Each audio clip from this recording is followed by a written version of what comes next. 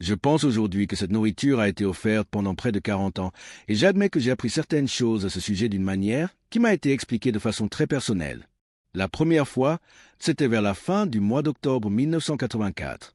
Les montagnes de San José del Pacifico sont connues pour être des lieux où les sons semblent venir d'ailleurs. Pendant 28 ans, j'ai pris le temps de donner l'alerte par différents moyens, à ma manière. Dans la Sierra de Oaxaca, il n'y avait pas d'habitude vraiment installée sur cette petite parcelle près du village. Il prévoyait d'abord de rester à 1 kilomètre de distance et de bâtir un nouveau lieu de vie. Je m'appelle Evaristo Mendoza. Depuis 73 ans, ma mémoire conserve avec une précision intacte les souvenirs de ma vie quotidienne de bûcheron. Le maire faisait alors partie de cette période de mon existence, tout comme un groupe d'amis, des gardes forestiers, et les secrets d'une jeunesse dont on préférait ne pas parler à voix haute. Les habitants du village savaient parfaitement ce qu'il fallait faire concernant ceux qui vivaient là, endormis, tout près d'eux. En 1984, je vivais à un rythme de travail qui me permettait aussi d'observer les frontières de mon monde. Je prenais toujours avec moi une machette, une lampe à pétrole adaptée au froid et un thermos de café. Mes mains étaient durcies par le travail, couvertes de callosité profonde. Mais cette année-là, quelque chose était différent. Il n'y avait presque plus d'animaux dans les environs. Les champs étaient aménagés avec des objets de fortune, le maïs et une partie du grenier étaient couverts d'un camouflage grossier. Tout semblait orienté vers l'intérieur de la forêt. Je scrutais l'eau, impatient d'y observer des traces. Pourtant, il n'y avait ni puma, ni coyote, ni aucune bête connue. Ce qui vivait là était humain, mais immense, magnifique, beaucoup plus impressionnant que n'importe quel être que j'avais vu auparavant.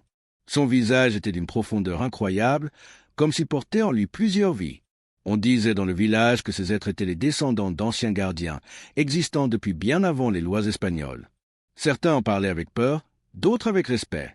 Moi, j'avais compris une chose, ils ne faisaient jamais de mal, ils existaient simplement sur un autre plan. Ce soir-là, un souvenir de mon grand-père me revint en mémoire, clair comme une voix dans ma cabane. Le brouillard devenait de plus en plus dense, étouffant les sons. Puis un bruisseau résonna, profond comme un tambour étouffé. Une silhouette gigantesque se déplaçait entre les arbres, plus haute que moi, bien plus forte. Son corps se confondait avec l'écorce, ses mouvements étaient agiles, presque humains. Je sentis une peur intense me traverser, mais ce n'était pas une peur d'agression. Plutôt une peur sacrée, mêlée de curiosité et de respect. Je sortis machinalement une des galettes de ma besace et la posai au sol. « Pour toi » murmurai-je. Il comprit. D'un mouvement imperceptible, il disparut dans l'ombre, emportant la nourriture. Cette nuit-là, je ne dormis pas. Les images revenaient sans cesse dans mon esprit. Le lendemain, je revins avec davantage de nourriture. Puis encore. Et ainsi commença une relation silencieuse qui allait durer toute ma vie. Les jours passèrent, puis les années. Chaque rencontre confirmait ce que je pressentais. Ce n'était pas un monstre, mais un gardien ancien, doté d'une intelligence profonde.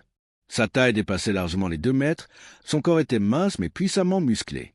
Ce qui me marqua le plus fut son regard, d'un éclat étrange, doux et pénétrant à la fois, comme s'il voyait à travers moi. Et je compris alors que je venais d'entrer, sans le savoir, dans l'histoire la plus extraordinaire de mon existence.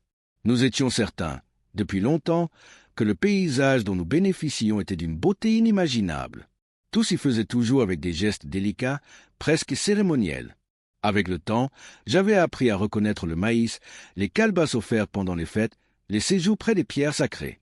Tout était échange, offrande, remerciement. Avant chaque marche, la jeune femelle s'avançait souvent dans ma direction. À cet instant, je croyais toujours apprendre quelque chose de nouveau. Ces objets déposés sur le sol rendaient la respiration plus légère, le chemin plus doux, la pente plus supportable. Puis, dans un silence presque solennel, elle disparaissait au centre du jardin forestier. Ce soir-là, j'avais laissé une offrande particulière, un morceau de fruit parfaitement mûr et quelques objets simples, choisis avec soin. Dans mon esprit, ce cadeau était un trésor. Cette nuit-là, alors que je préparais mes affaires, je remarquai qu'un petit objet avait disparu. Rien de très grand, mais son absence me troubla profondément. Le lendemain, je retrouvai à sa place un petit talisman. Pour la bonne chance, murmurai-je, et ce geste devint une coutume. Avec le temps, une routine s'installa. Tous les mois, les mercredis et les vendredis, je montais dans la forêt et j'y laissais de la nourriture, des gorditas, des fruits, de la viande séchée, parfois simplement du maïs grillé avec du sel. Et chaque fois, l'offrande disparaissait. Jamais il n'en restait la moindre trace. Parfois, je percevais des mouvements dans les feuillages ou des formes lointaines qui me transmettaient des messages muets. Peu à peu, je compris que ces échanges n'étaient pas de simples hasards. Ils faisaient partie d'un pacte silencieux. Je pouvais m'absenter 1 heure, revenir, et tout avait déjà disparu. Le temps passait ainsi, les saisons changeaient, et notre petite maison grandissait. Bien qu'il conservât une silhouette humanoïde, son corps portait les marques du jaguar, la puissance des membres, la souplesse féline, la démarche fluide. Son visage mêlait la sauvagerie et une sagesse profonde, ancienne, presque mélancolique. « As-tu un nom » demandai-je un jour. Il émit un son grave, entre un souffle et un murmure. « Tacho » répétai-je doucement. « Alors ce sera ton nom. » Le temps poursuivit son cours. Les générations changèrent. Notre maison s'agrandit.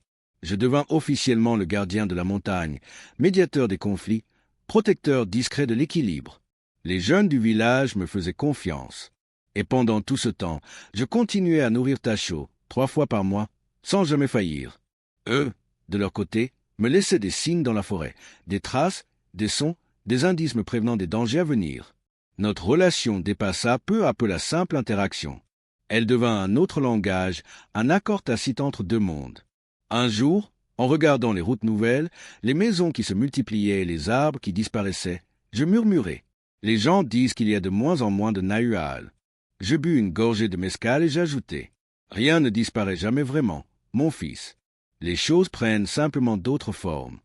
Mais je savais que l'espace de liberté de Tacho se rétrécissait, chaque année un peu plus. Le progrès gagnait du terrain, et la montagne reculait. À la fin de l'année 1997, Tacho me proposa quelque chose de différent. Pour la première fois, il me laissait approcher davantage de son territoire, m'offrant un accès plus profond à son monde.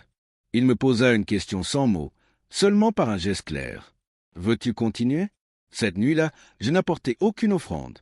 Et pourtant, je repartis avec quelque chose de plus précieux encore.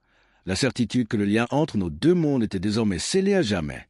Cela fut ajouté par les expéditeurs qui avaient pris l'habitude d'enregistrer chaque année à la même période.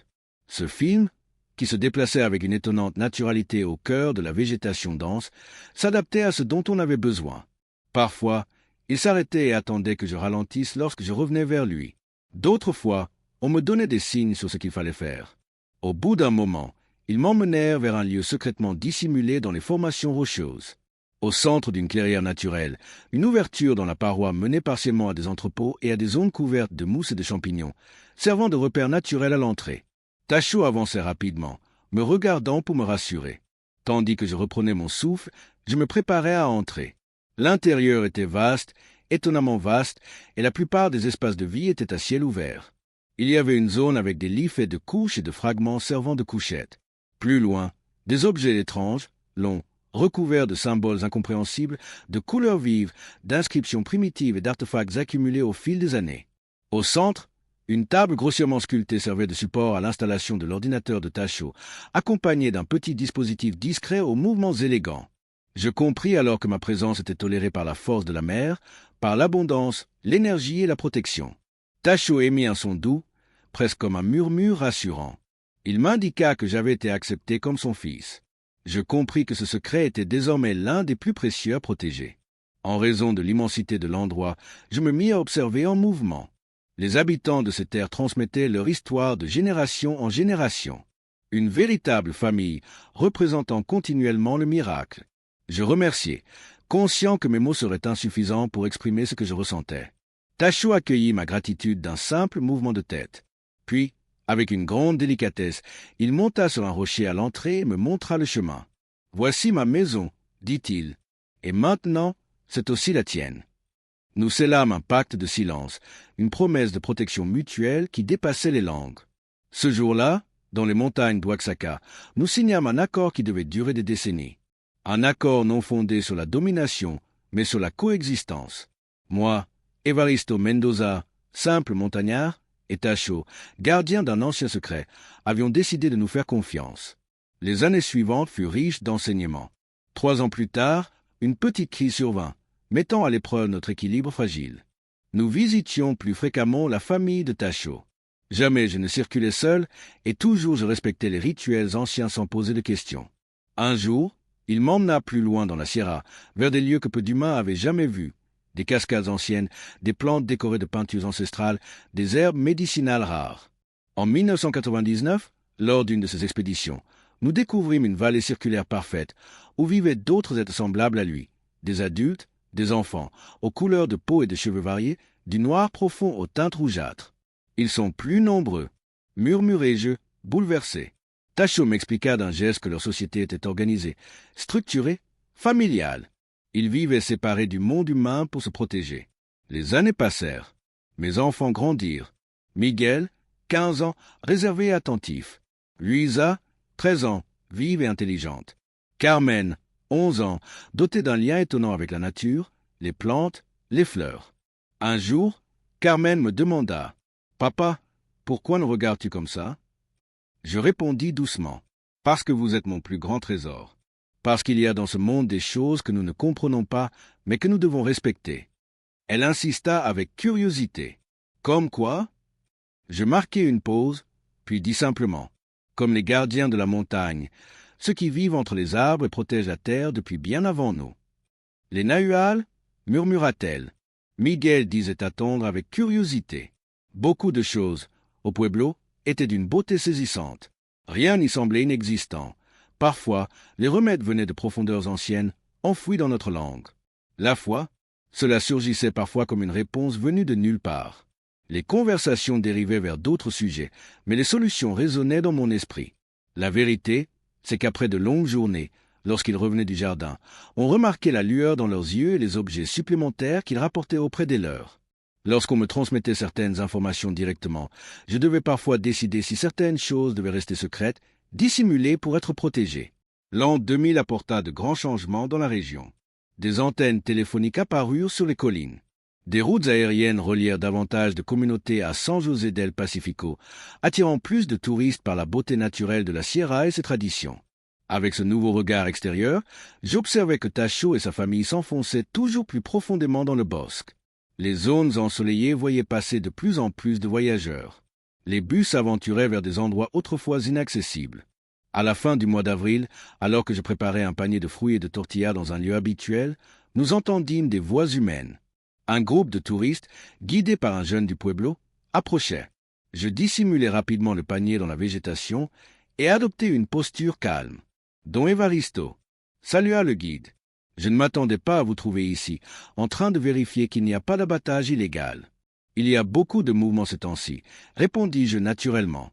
Il expliquait aux visiteurs les légendes de la Sierra, parlant de créatures qui vivraient encore dans les montagnes et les eaux. Les touristes, caméra à la main, semblaient émerveillés. Vous y croyez vraiment, Sonore ? Me demanda l'un d'eux. Une tension invisible flottait dans l'air. Je devinais que Tacho devait se trouver non loin. Il y a plus de mystère ici qu'on ne l'imagine, répondis-je avec diplomatie. Mais avançons calmement. Je protégeais le secret de Tacho et de ses enfants. Lorsque je retournai au point de rencontre, je le trouvais en train de m'attendre. Il n'était pas seul, Lusro se tenait près de lui, et tous deux semblaient tendus. Je suis désolé pour aujourd'hui, dis-je. De plus en plus de gens arrivent. Tacho inspira profondément, puis traça une ligne dans la terre humide. Il dessina le contour des montagnes, marquant de petits signes les zones humaines, puis les parties encore intactes. Les humains s'étendent, murmurai-je. D'un geste ferme, il effaça une partie des marques et redessina une frontière plus étroite. Nous nous séparâmes ce jour-là avec un nouveau pacte silencieux. Ce fut une période de grands bouleversements. De nombreux petits commerces virent le jour, mais les agressions humaines commencèrent aussi à diminuer lorsqu'une décision cruciale fut prise. Réserver une zone dense, reculée, inaccessible aux touristes comme aux chercheurs. Cette partie m'appartient, dis-je en posant la main sur ma poitrine. C'est la terre de ma famille. Elle sera protégée pour vous. Les marais et les reliefs rendaient l'accès difficile. Même le maire du village n'osait s'y aventurer, malgré son argent et son influence. Le petit appareil que portait Tacho émit un son bref, un signal de confiance absolue. Je le promets, dis-je en regardant les trois Nahuals. Personne ne vous dérangera là-bas. De retour chez moi, je compris que la nouvelle génération poserait tôt ou tard des questions. C'était une tradition ancienne, à la fois naturelle et dangereuse. Y a-t-il des choses qui vivent encore dans la montagne ? Demanda un jour l'un de mes enfants. Je pensais à la famille silencieuse de Tacho, à leur existence secrète. Je n'avais pas le droit de répondre. Ma femme me prit doucement les mains et me regarda avec un sourire calme. Les femmes voient plus de choses que les hommes ne le croient, dit-elle. Ma grand-mère aussi laissait de la nourriture pour ceux du monde. Elle disait que cela portait bonheur. Je suis seulement une gardienne. Les années suivantes scellèrent cette promesse. À chaque tentative d'élargir les routes, je m'opposais fermement, invoquant l'érosion et les dommages environnementaux. La zone demeura en grande partie intacte. Tacho et sa famille s'y installèrent définitivement, créant de nouveaux refuges invisibles. Lusro grandit, durcit, protégeant les siens avec une maturité impressionnante. En 2003, un événement extraordinaire se produisit. Lors d'une visite inhabituelle, Tacho nous présenta un nouveau-né. Petit, fragile, à l'apparence sombre comme lui, mais avec l'étrange éclat de Lusro. Une nouvelle génération était née. Grâce aux conditions de vie préservées, la famille de Tacho s'adapta et survécut. J'apportais de l'aide discrètement, juste ce qu'il fallait pour renforcer leur sécurité sans éveiller les soupçons. Lorsque le bébé cria pour la première fois, Tacho murmura « Hermoso ». Par un regard, sans un mot, ils me remercièrent. Ce lien, né sans parole, sans promesse écrite, était plus fort que tout. Les nouvelles générations portaient désormais la mémoire, la protection et l'espoir. Cette nuit-là, en rentrant à la maison, j'observais chez les adultes une agitation inhabituelle, comme si quelque chose d'important venait de se produire. Miguel était parti en mission pour apprendre le rôle de caporal, découvrir les secrets de la montagne et assumer ses nouvelles responsabilités. Luisa, quant à elle, étudiait les soins infirmiers en ville. Chaque année, elle revenait plus forte, enrichie de nouvelles connaissances. Carmen, après s'être profondément liée à la nature, développa un don particulier pour les plantes médicinales et devint une référence pour de nombreux enfants du pueblo, grâce à son savoir sur les anciens remèdes. Mon père me conseilla alors d'observer attentivement l'expression pensive de Carmen.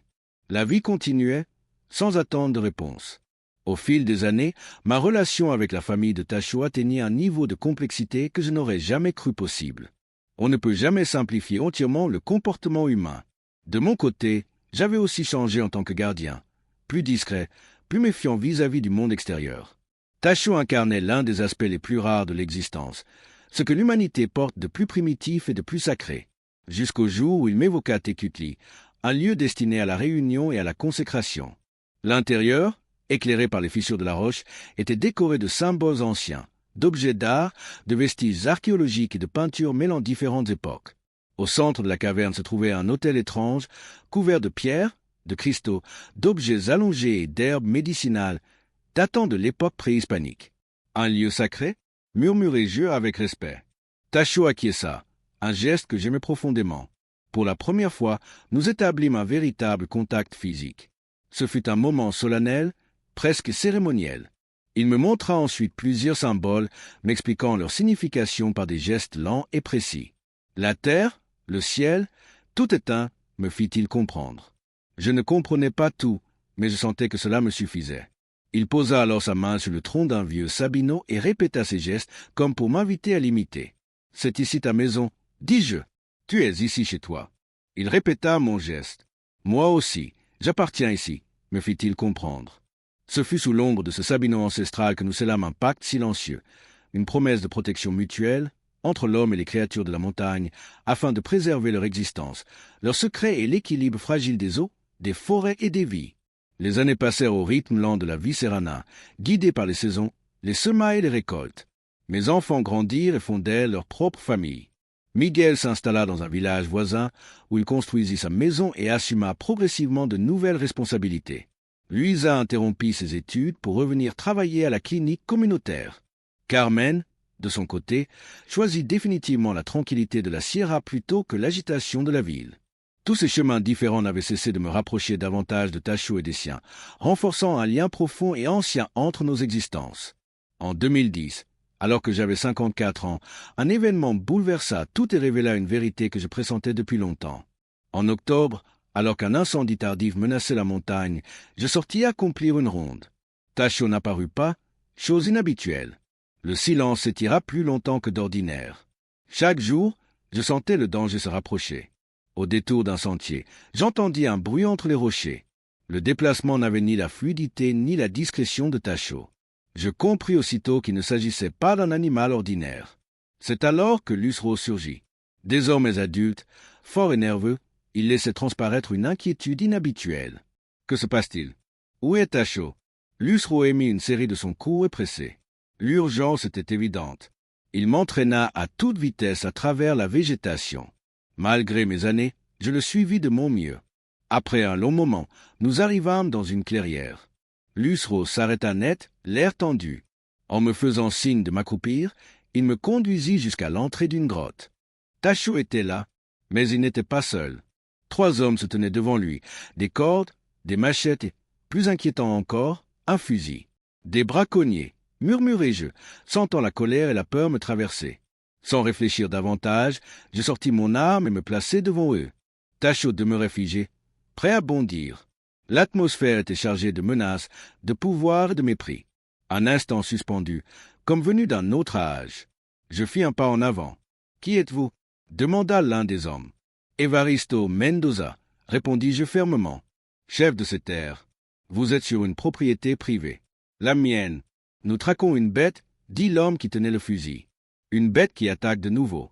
Ce n'est rien de raisonnable, rien de normal. Il n'y a ici que des animaux de la montagne et de la forêt. Et personne n'a l'autorisation de pénétrer aussi haut. » Pendant qu'il parlait, je me plaçais stratégiquement entre eux et Tacho. Je pouvais sentir sa présence derrière moi. Je remarquai aussi que Lusro glissait discrètement dans la végétation, prêt à intervenir si la situation dégénérait. « Sonore » dis-je d'un ton calme et ferme. « Nous sommes face à un grand animal. Oui, peut-être un puma, mais rien de plus. Et les pumas n'attaquent jamais sans raison. Je connais chaque centimètre de cette montagne et chaque créature qui y vit, répondis-je. Si c'était un vrai puma, il aurait frappé proprement et serait déjà loin. » L'homme au fusil fit un geste de dédain. Nos regards se croisèrent. Je sentais que l'un d'eux commençait à douter, tandis que l'autre restait crispé dans sa peur. Tacho demeurait immobile, tendu comme une statue. « Je ne sais pas ce que vous croyez avoir vu, » dis-je en pesant chaque mot, mais je vous assure qu'il n'y a rien de surnaturel dans ces montagnes. Seulement des animaux et des hommes trop bien armés. J'ai tiré sur un puma hier soir, insista l'homme.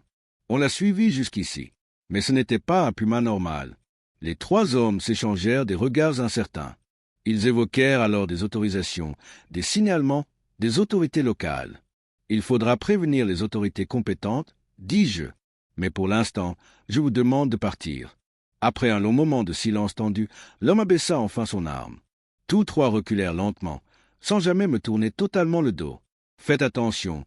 Caporal lança le chasseur avant de s'éloigner. Je les regardai disparaître dans la végétation, certain qu'ils ne renonceraient pas si facilement. Puis je me retournai vers Tacho. « Laisse-moi voir, » murmurai-je en désignant la blessure. « Je peux peut-être aider. » Tacho hésita un instant, puis s'approcha lentement. La balle avait traversé sa chair sans atteindre les organes vitaux, mais la plaie était profonde. « Il faut nettoyer ça, » dis-je. Je comprimai la blessure pour ralentir le saignement. Tacho poussa un grondement sourd, mais ne se débattit pas. Lusro observait chaque geste, prêt à bondir. Je leur expliquai par signe qu'il fallait apporter des plantes médicinales, maintenir la blessure propre et au chaud. Ensemble, ils m'emmenèrent vers un abri dissimulé dans la montagne.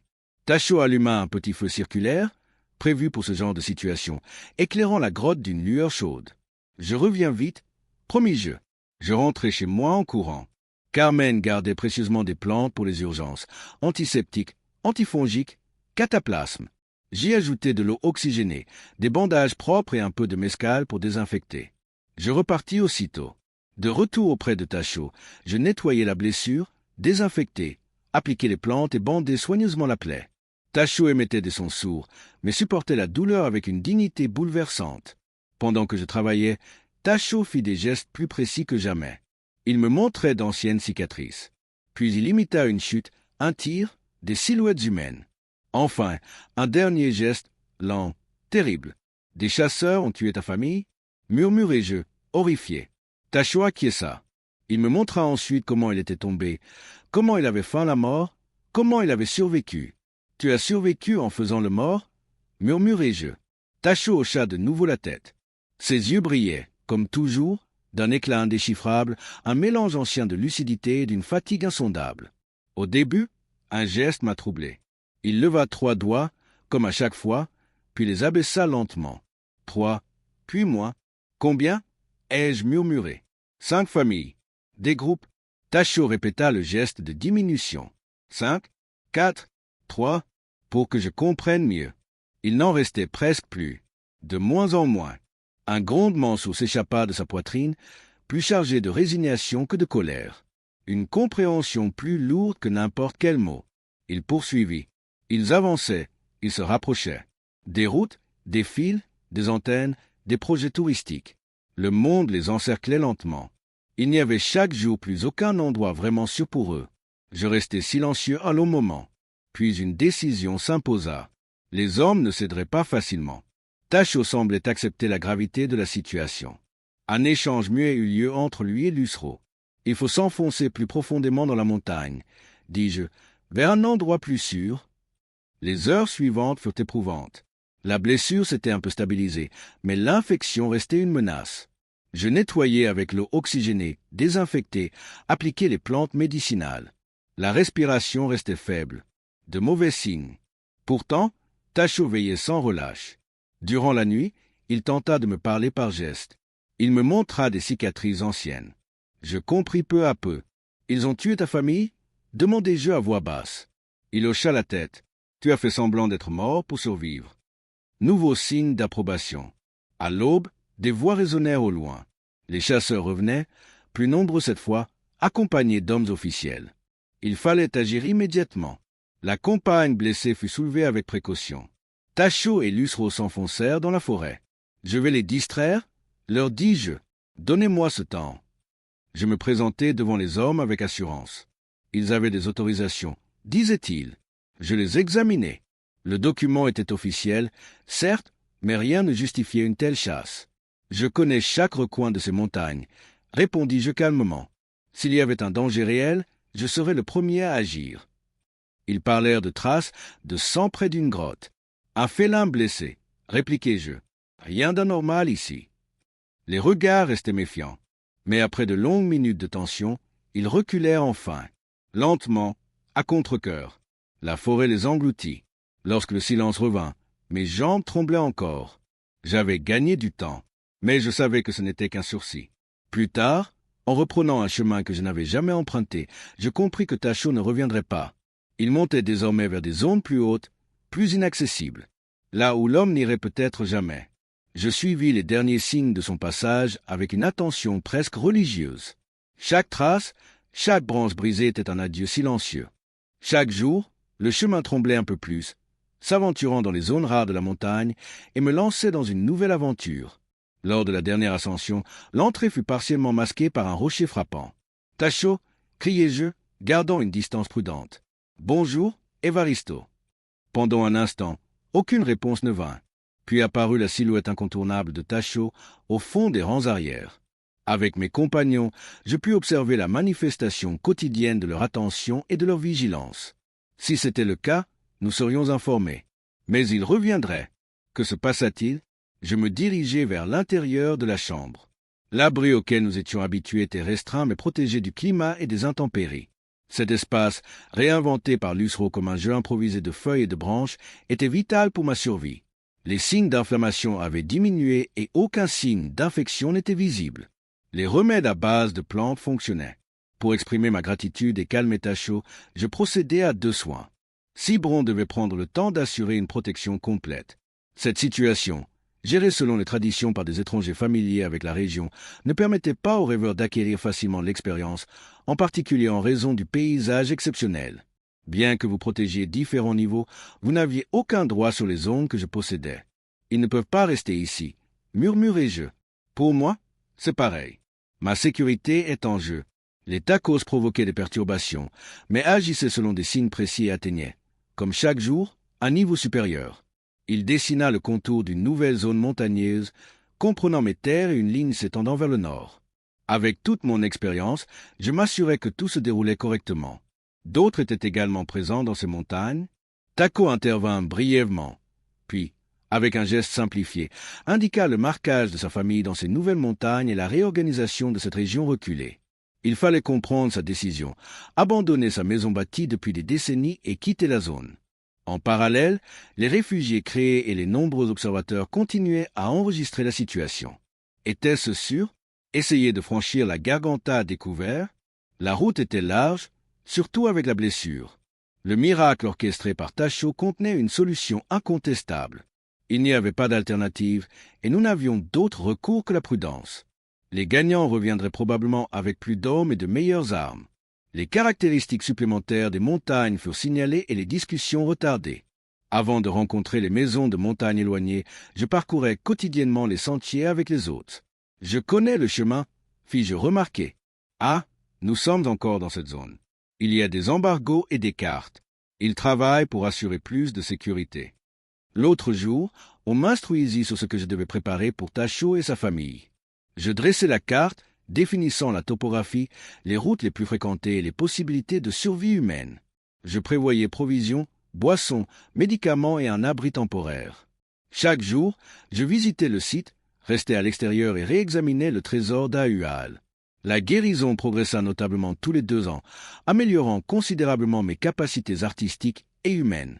Cela suffisait à entreprendre des voyages de plus d'1 semaine. Durant ces visites, j'appris à connaître les aspects culturels et des connaissances locales inédites.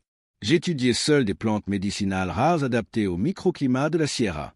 Les gestes et dialogues que je réalisais sur la terre me permettaient de communiquer sur de grandes distances à partir de sons imperceptibles pour l'homme. Depuis toujours, je connaissais les techniques de déplacement dans le jardin, héritées et perfectionnées sur des générations. Avant le départ de la nouvelle séparation, il fallait comprendre le monde au mieux de nos capacités. Nos dernières interactions mutuelles reflétaient les différences, mais également une relation amicale et équilibrée avec le monde. Un peu plus tard, en finalisant les derniers détails du chemin, Lusro se retrouva démuni. Il semblait y avoir un objet étrange dans notre maison. Les extensions, semblables aux symboles observés à l'intérieur, étaient disposées pour apaiser l'espace. La lumière projetée sur le sac émettait un faisceau bleu montant vers le ciel. Était-ce pour moi? Je le choisis avec un geste de la main. Lusro commença à protéger la pièce dans ma paume. Tacho observa. Il fit un geste de la main, puis un mouvement circulaire seul pour représenter la totalité de sa famille. Un lien se forma, interprété malgré tout sans aucune véritable connexion. Cette expression imposa un embargo et, un instant, les mots manquèrent pour décrire ce que j'en voyais. L'objet, lié aux symboles ancestraux, était un secret et un honneur humain, une tradition immuable. Je le garderai toujours, promettais-je, assurant dans ma mémoire un lieu et sa signification. La dernière journée de la partie se déroula au début de l'année 2012. La machine de Tacho, malgré les signes de faiblesse, fonctionnait suffisamment pour tracer le chemin. Lusro, jeune et puissant, avait acquis une foi remarquable dans la réussite du voyage. Les premiers approvisionnements, fruits et demi-paquets, étaient habituels. J'examinais attentivement la carte, clarifiant l'itinéraire et anticipant les dangers. C'est approximativement le chemin, indiquai-je. En protégeant ces ascensions et en évitant les vallées inhospitalières, nous nous assurions de la sécurité. Je mémorisais la carte avec une capacité exceptionnelle, m'entraînant progressivement. Je gagnais confiance et protégeais une caractéristique primitive à laquelle j'étais attaché. Ce moment de désespoir, cette adaptation urgente, était légitime et portait un profond sentiment de permanence. Pendant environ 30 ans, Tacho et sa famille vécurent continuellement dans ma vie, porteurs d'un secret ancien et précieux, plus ancien et sage que moi. Prenez soin de vous, murmurai-je, mes mots insuffisants.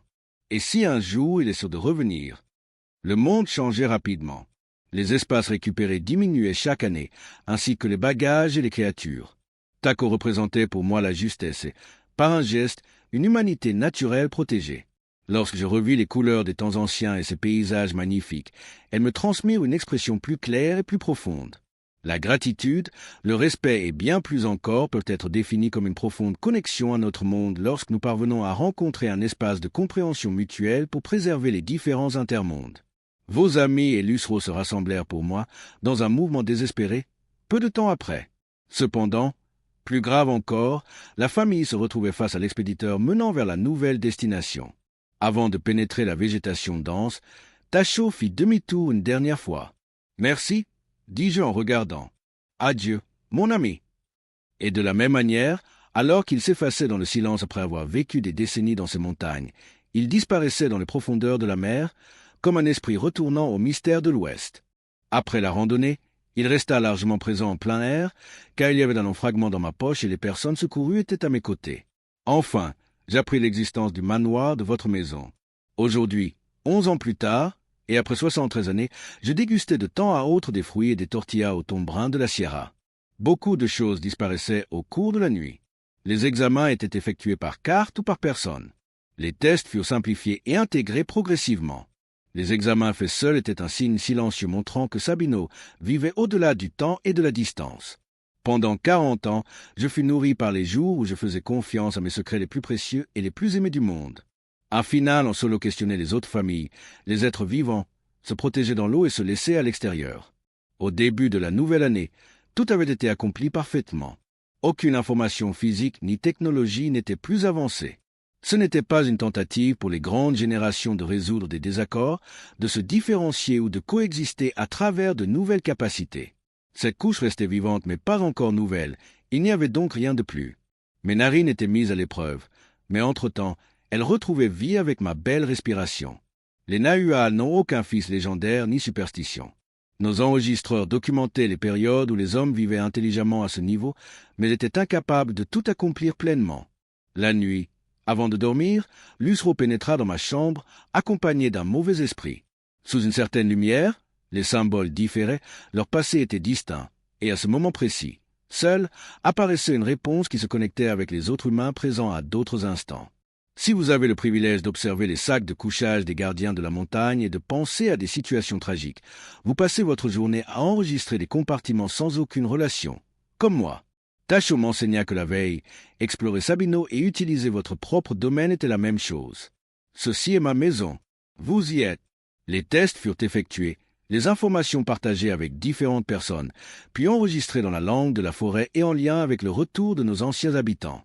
Les examens de fin de journée de Testerno s'en suivirent. Peu de temps après, comme dans un studio d'enregistrement, dans un monde qui allait rapidement s'approfondir, je parvins à chanter sur le tronc comme une petite promesse d'espoir. Pendant 40 ans, j'ai mangé à la maison et appris chaque jour comment ma vie changeait. Ah,